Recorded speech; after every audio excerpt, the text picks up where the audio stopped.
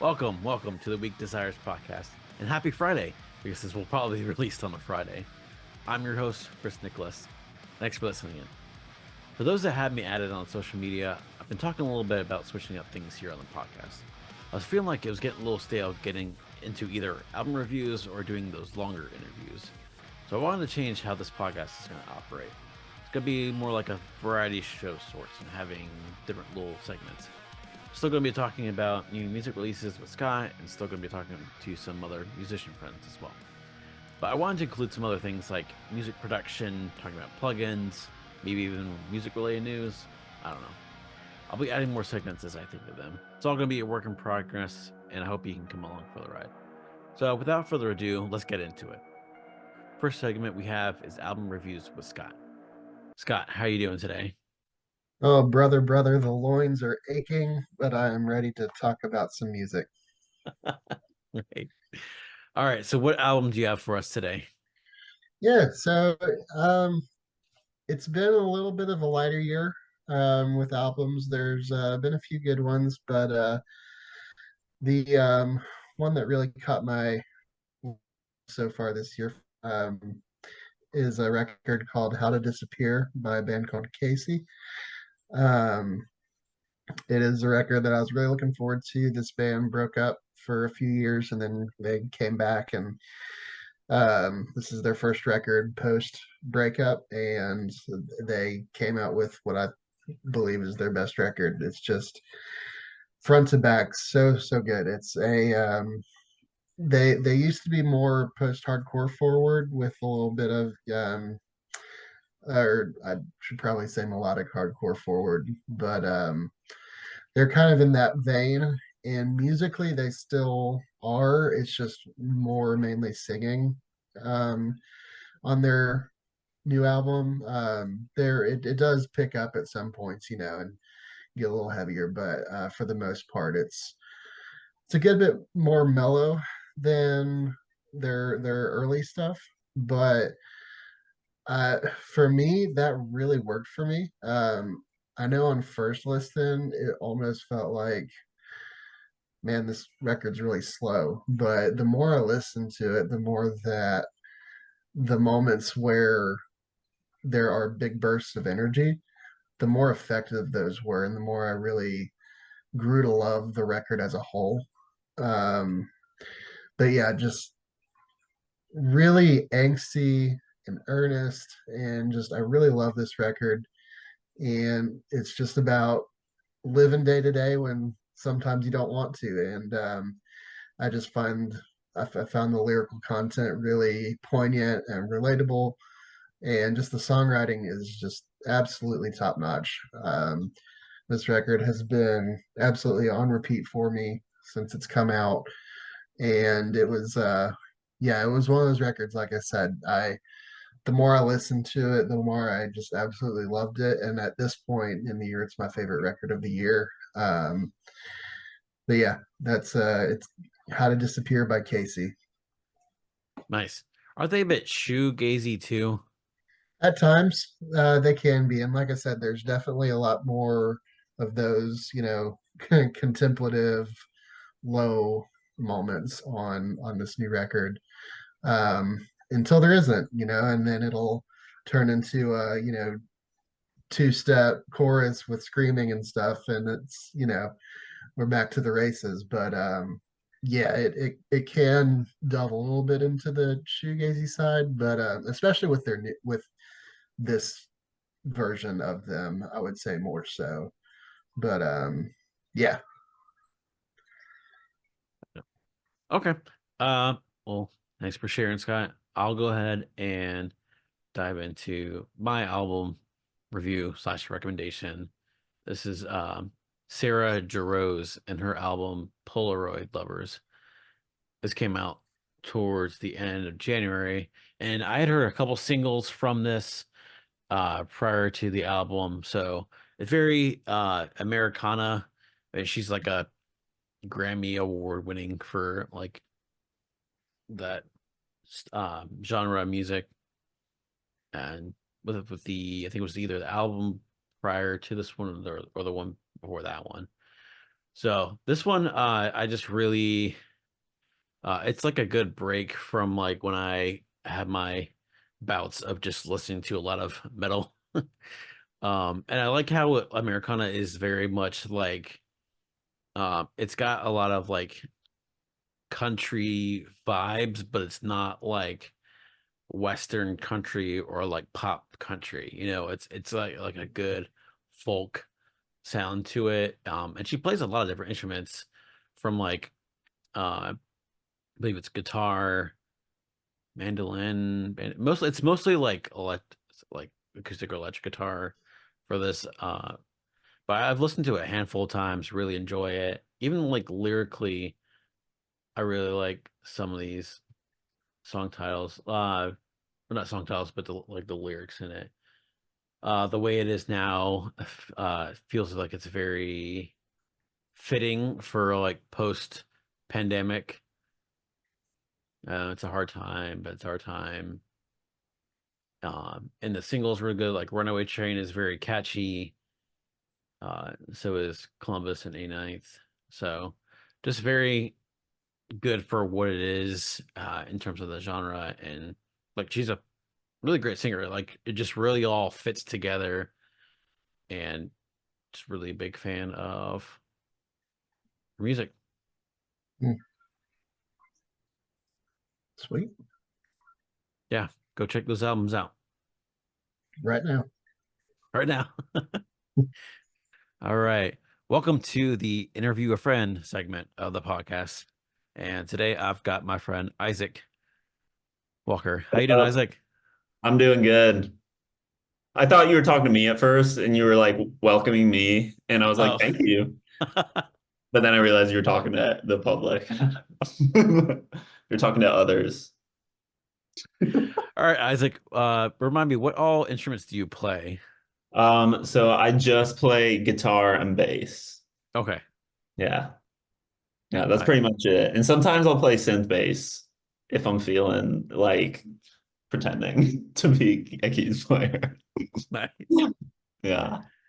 All right. And what are you doing with music right now? Is it more of like a career or is it kind of like a side hobby, gig, whatever? No, yeah, it's full time right now. And so I guess what I do is like main thing is like a wedding band. So that's usually Friday and Saturday. Sometimes we don't have Friday gigs, but pretty much every Saturday. And then Sundays I'm always doing a church gig. Which, I would be doing church for free, but it is nice when they pay. So it does help.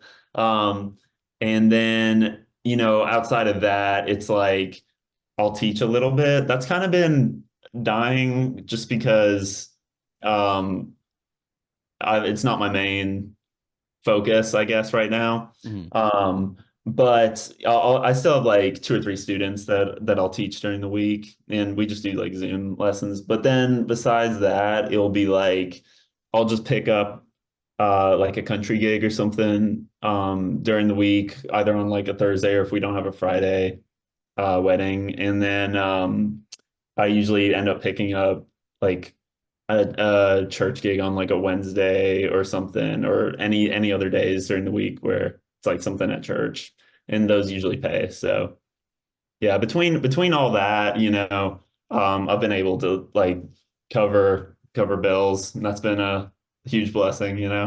Nice. Yeah, that sounds Yeah, that sounds awesome. yeah, What parts do you like about that and maybe parts that not so much? yeah. I mean, honestly, I love it. Like it is actually truly a blessing to like get to do that, because like that hasn't always been the case, where it's like there's definitely been times where it's like I've been working another job or something to help cover, but the past like year and a bit, I guess has been like very consistent in just being all music full time. And I guess the tough part is that it's just like you're kind of it whenever you do something you love, it's no longer like you clock in and clock out. It's kind of like it's just 24 hours. It's just your whole life, you know, because it's like when you come home from a gig, it's like, well, I'm still trying to get better and grow, so I'm practicing. And so it just never ends, but it's something you love, so that's kind of fun, you know. And so the hours can be a little crazy, you know. Usually Saturday nights, it's like I get home at like 2 or 3 a.m. sometimes. And Oh, then I gotta be up at 5 for church. And it's like it's rough, but it's like at this point I'm just kind of used to it. But that's every weekend, you know, so that's tough. But I got my routine down. Like I'll come home after church and just nap for 3 hours, wake up, watch some TV, and then go back to bed. But you know, it's like I guess with the hours, that's tough. And if you I guess are filling in on a gig, it's like there's been a lot of times where I'll just pulled an all-nighter trying to learn the set because it's like I've only had a day notice, you know, and so mm, you're just kind of cramming. It's kind of stressful, but at the end of the day, it's like what I love doing. So it's like every day I'm just grateful, you know.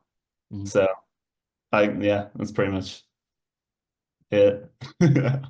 So pros is a lot of work and it's fun, but then cons is that you don't get a lot of sleep.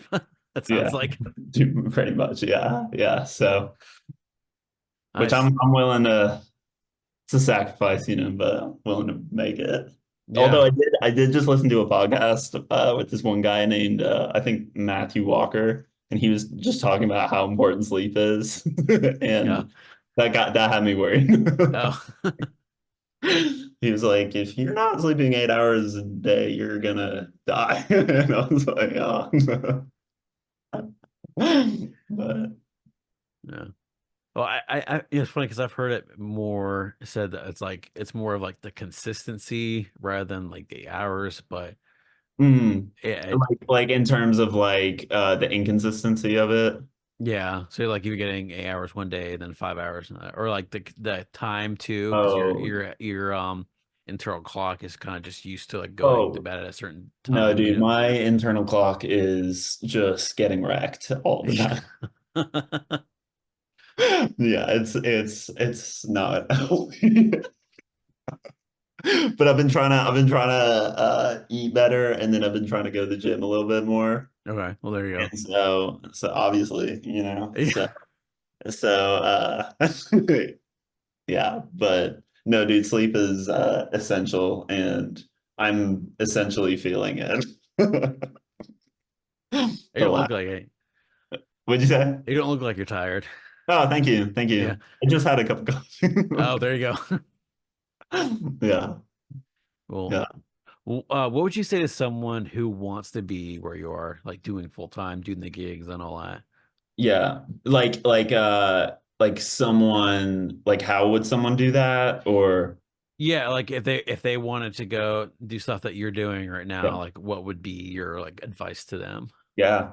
I mean, like practically it would just be like you know, it helped that we're both, you know, in church. And so it was like church is it's funny how like literally half of the musicians I know, they all started in church. And even if you look at the guys on the really big stages, you know, just playing with like all the pop artists and stuff, half of those guys grew up in church.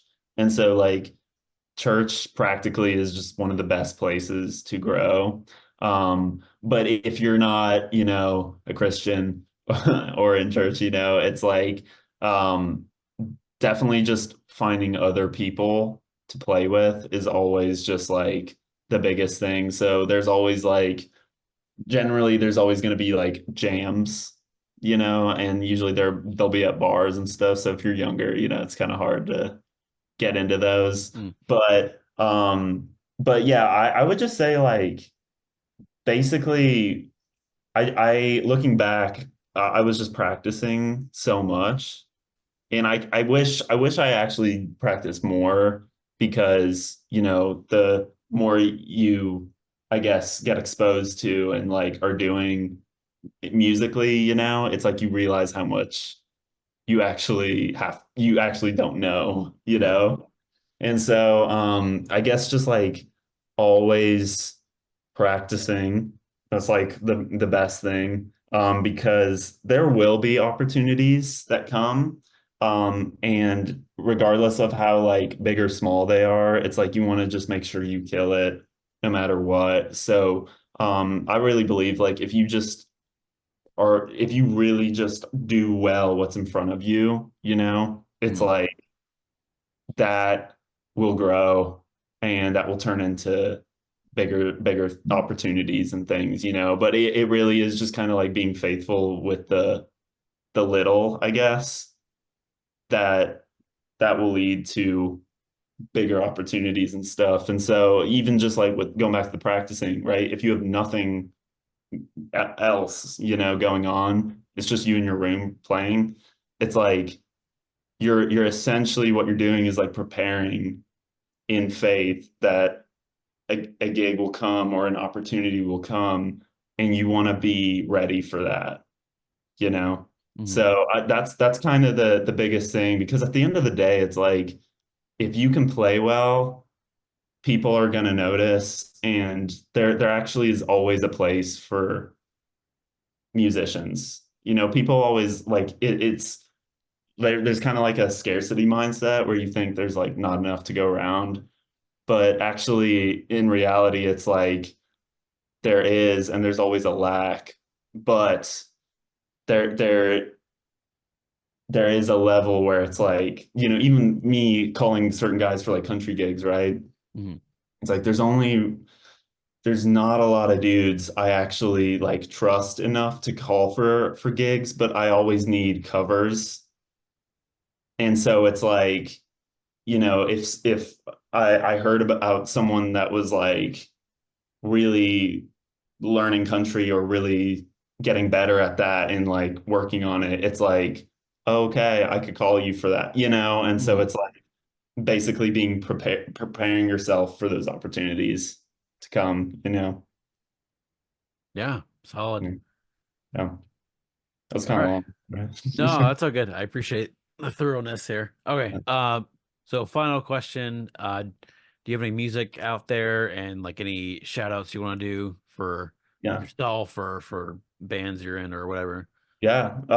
Yeah, I mean, I just have a couple songs out that are just kind of under my full name. And so I guess if you just type in Isaac Jason Walker into Apple or Spotify, I have like two singles out, and you could just listen to those. It's basically me just like ripping off Polyphia, cause it's fun and you can do a lot of editing in Ableton. So I basically just tracked them all in Ableton, and just this is so exposing, but like I would just do it like a bar at a time Yeah. and just like track them all and get the idea down. And then I was like, no, I'm just gonna make everyone think I'm really good. So yeah.